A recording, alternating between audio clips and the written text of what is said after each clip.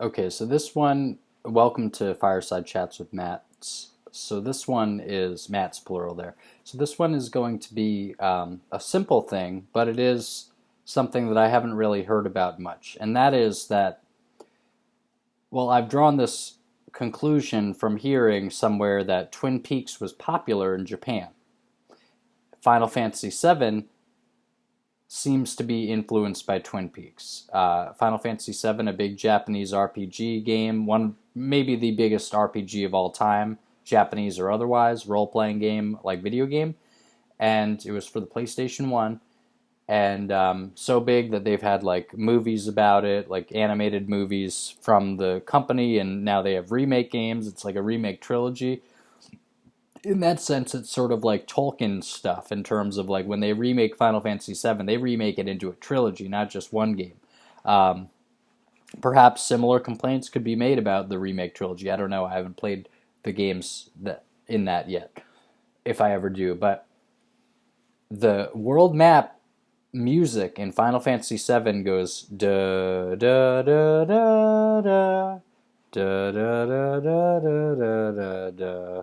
Da, da, da, da, da, da, da, da, da, da, da. Now, listen to that, and then listen to the main theme in Twin Peaks, where it goes from the dark, sort of brooding soundtrack to the very light and sort of almost unbearably sweet and uh, sort of kind of a happy tears kind of thing with the other half of it. And I actually have a beat that I produced myself that sort of, without me having watched Twin Peaks back in the day, I realized retrospectively that it is very similar to the dichotomy in the Twin Peaks theme song, where it's a dark droning, and then there's a light sort of soaring and bittersweet sadness kind of thing. That is what I'm hearing in the Final Fantasy VII world map music. I haven't looked this up specifically, so maybe this is known or something, but I also, in all of the little video game content I've watched here and there, not necessarily a lot of it about Final Fantasy VII, but in what I've watched, I don't think I've heard someone maybe I have even, but I don't know if I've heard someone say that the world map theme music in Final Fantasy VII sounds very similar to Twin Peaks. Like, again, go listen to the Twin Peaks and then listen to the world map theme music in FF7. Very similar to the Twin Peaks sound and vibration. I would say FF7 is similar to Twin Peaks in other ways too. Now, this is less direct.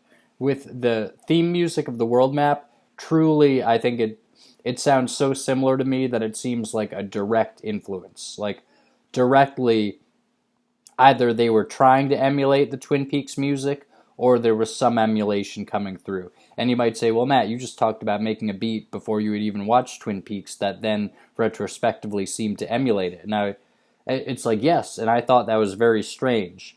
But whether or not you think, and I could put that music up on this podcast slash YouTube channel as well. I probably should. I'll put that at the end of this. I'll put that beat at the end of this, actually. But or perhaps the song with the beat. Actually, yeah, I'll put the fucking song up there. It's called Canned Dreams. But anyway, check out that fucking music, because that music sounds to me so similar in tone and style and sort of presentation and structure even. It's just such a similar sound that it sounds to me like a weird, like oddly direct Twin Peaks reference in the music itself, or like a Twin Peaks influence directly. And again, I wouldn't be surprised if whoever composed that literally composed it thinking that they were doing it similarly to Twin Peaks. Now, here's the other thing. Beyond that, which I would cite that as like my biggest piece of evidence because it is so similar. But beyond that,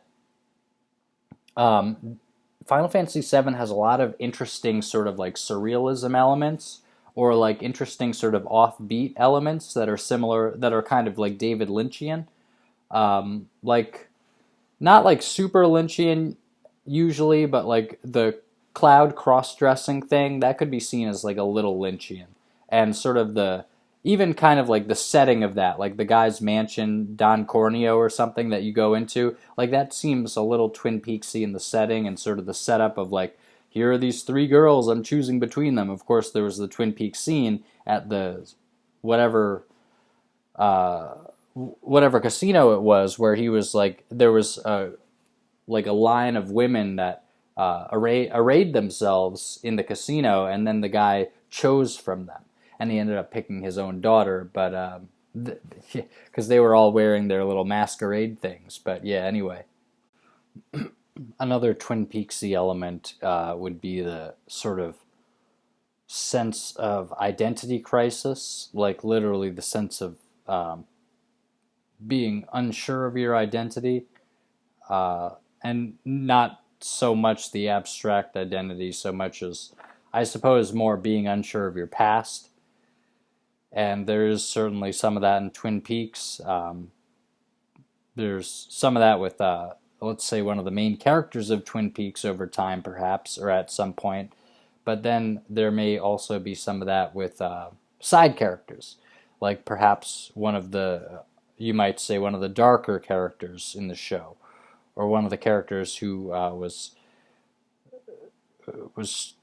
ultimately told to us that he was involved in one of the main plot lines of the show, let's say, trying to talk around this. But in any case, there's a very real sense of like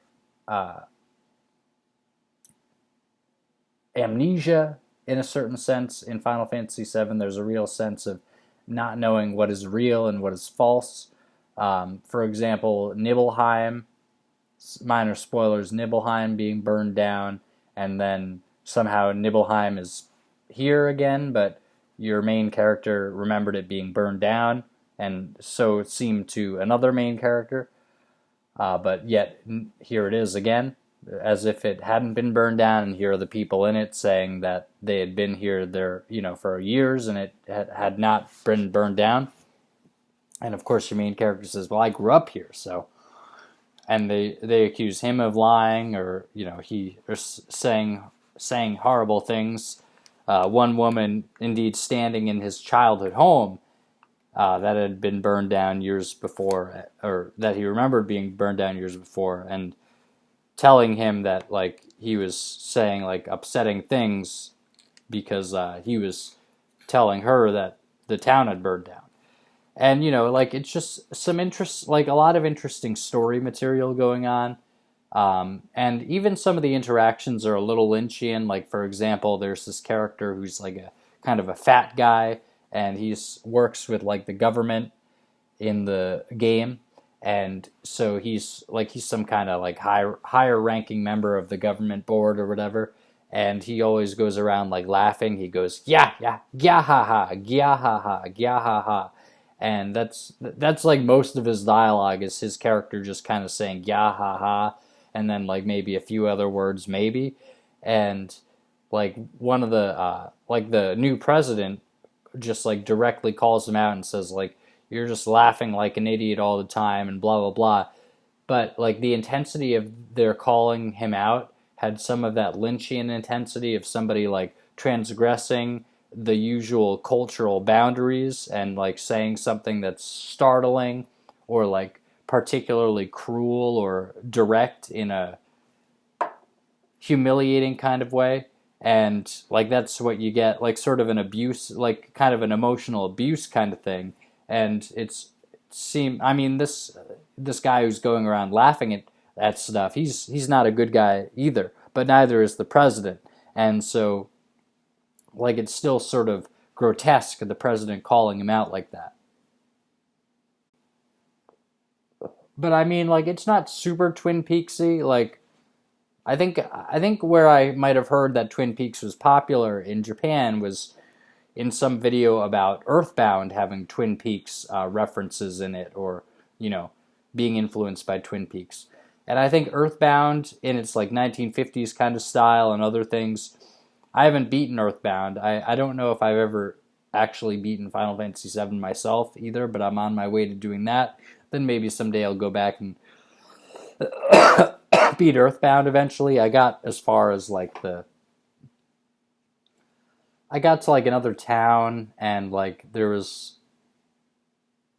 I don't know, like I had gotten to like another town and something, like I had gotten a little ways into Earthbound, but not very far. But still, like from what I know of it and have played, it does really, it seems like it's more Twin Peaksy maybe than Final Fantasy VII is, but Final Fantasy VII is still more Twin Peaksy than I expected. And again, really, the music would be the main element, but also one more thing, it's actually Sweetheart Luxury Furs. It was called Canned Dreams, but the song is actually now called Sweetheart Luxury Furs. It's on Brand Business, and I have posted it here before because I posted the entirety of Brand Business as one of my videos. Actually, I think that was a Truther Raps video, but you can go check that video out on YouTube, Truther space Raps, and then you'll get the whole album. But nevertheless, I ended up retrospectively putting it on one of the newer albums. It was a song that I had made, I think, like I had made the beat and I had completed the whole song back in like high school, or yeah, I think around high school, not earlier. But that's one of the few that were complete before college. So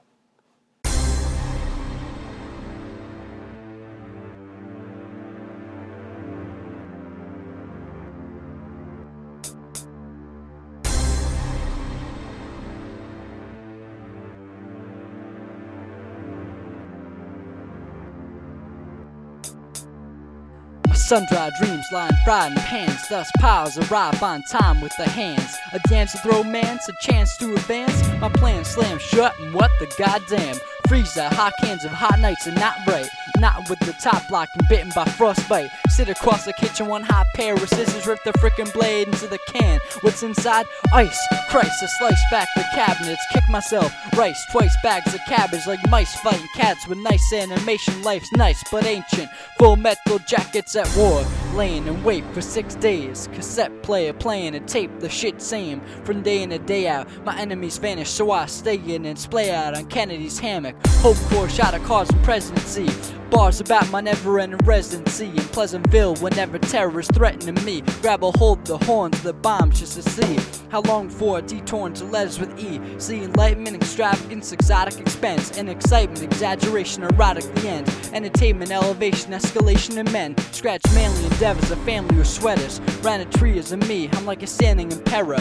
On easy street, searching for a mannequin terror to bump my position to abandon forever. I'll behold what I can see and I'll do what I can to mock my old life like parody programs. And zealously were carried, slow jams to the end. If we let him, Matt rebelliously stood up and ran.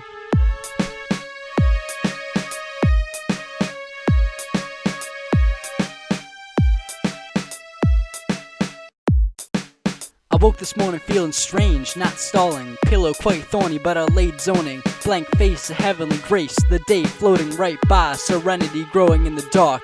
An extremity going in to start work. The morning woodchuck sport yearning for more. Stood up for him. Poor fuck, he's a hard head and it hurts. He never has a home to keep pleasant and warm.